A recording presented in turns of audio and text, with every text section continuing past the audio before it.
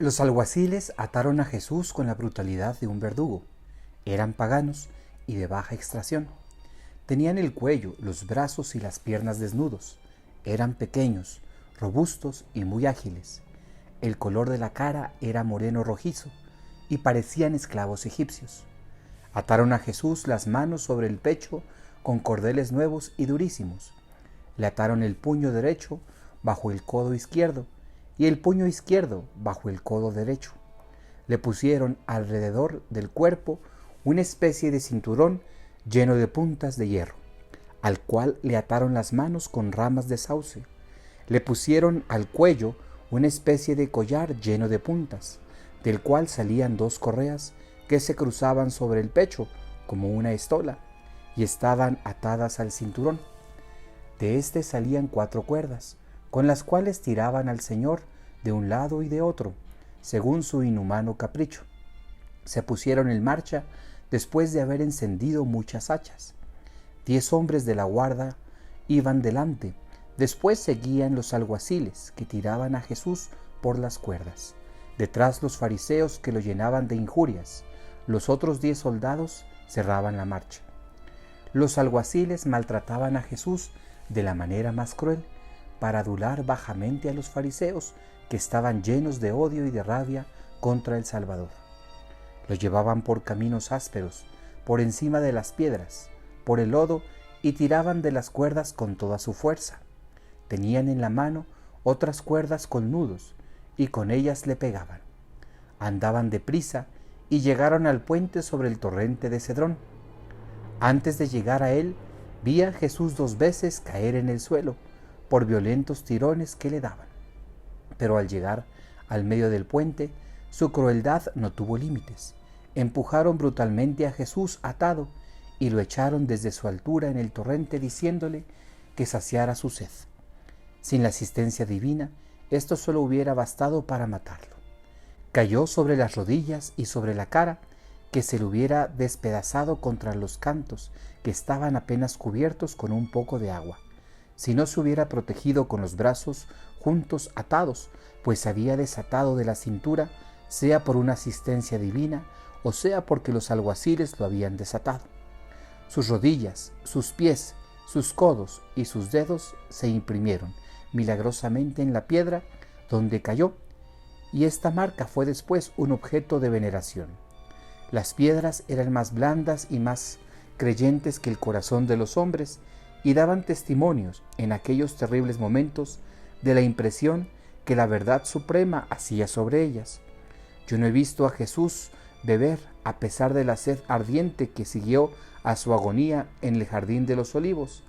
Le vi beber agua del Cedrón cuando le echaron en él, y supe que se cumplió un pasaje profético de los Salmos que dice que beberá en el camino del agua del torrente.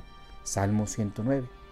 Los alguaciles tenían siempre a Jesús atado a las cuerdas, pero no pudiéndole hacer atravesar el torrente a causa de una obra de albañilería que había al lado opuesto, volvieron atrás y lo arrastraron con las cuerdas hasta el borde. Entonces aquellos lo empujaron sobre el puente, llenándolo de injurias, de maldiciones y de golpes.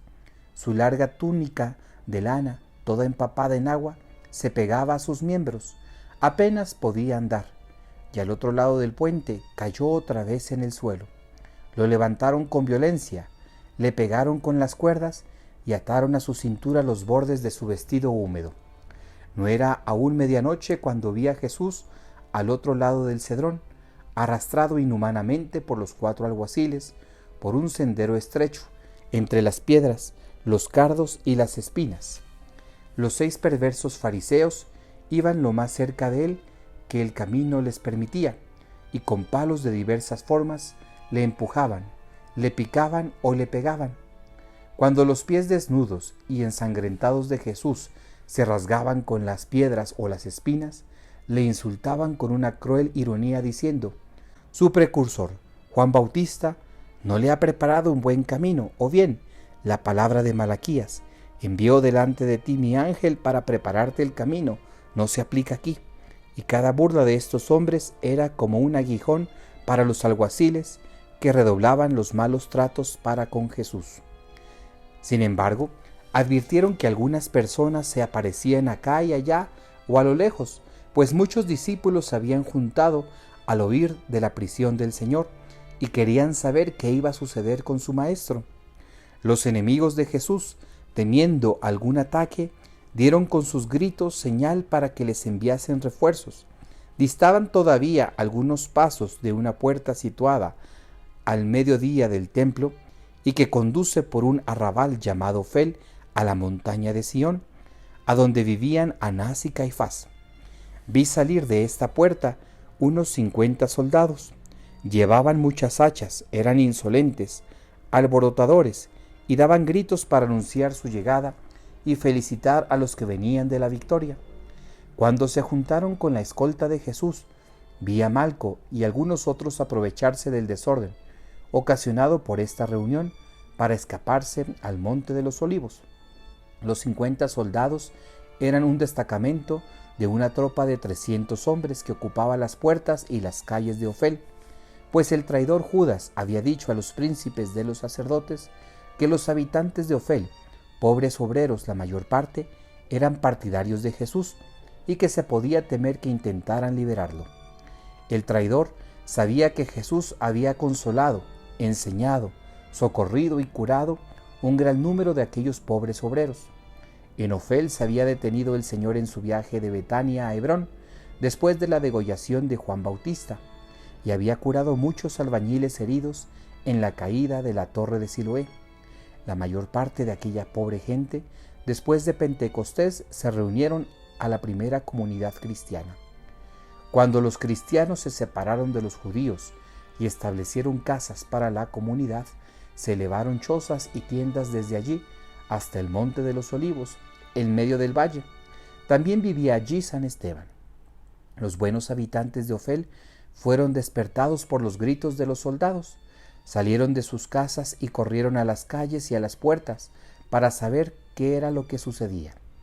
Mas los soldados los empujaban brutalmente hacia sus casas, diciéndoles: Jesús, el malhechor, vuestro profeta, va a ser conducido preso. El sumo sacerdote no quiere dejarle continuar el oficio que tiene. Será crucificado. Al saber esta noticia, no se oían más que gemidos y llantos.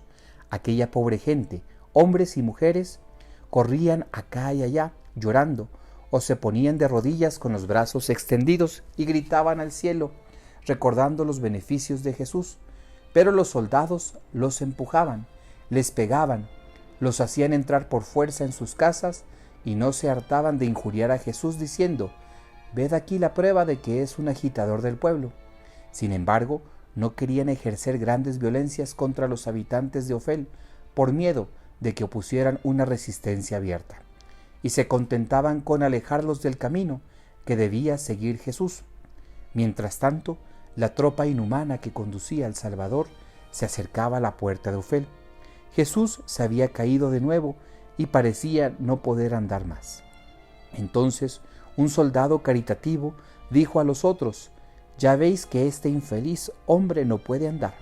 Si hemos de conducirle vivo a los príncipes de los sacerdotes, aflojadle las manos para que pueda apoyarse cuando se caiga». La tropa se paró y los alguaciles desataron los cordeles. Mientras tanto, un soldado compasivo le trajo un poco de agua de una fuente que estaba cerca. Jesús le dio las gracias y citó con este motivo un pasaje de los profetas que habla de fuentes de agua viva, y esto le valió 1000 injurias y 1000 burlas de parte de los fariseos. Vi a estos dos hombres, el que le hizo desatar las manos y el que le dio de beber, ser favorecidos de una luz interior de la gracia. Se convirtieron antes de la muerte de Jesús y se juntaron con sus discípulos. Se volvieron a poner en marcha y en todo el camino no cesaron de maltratar al Señor.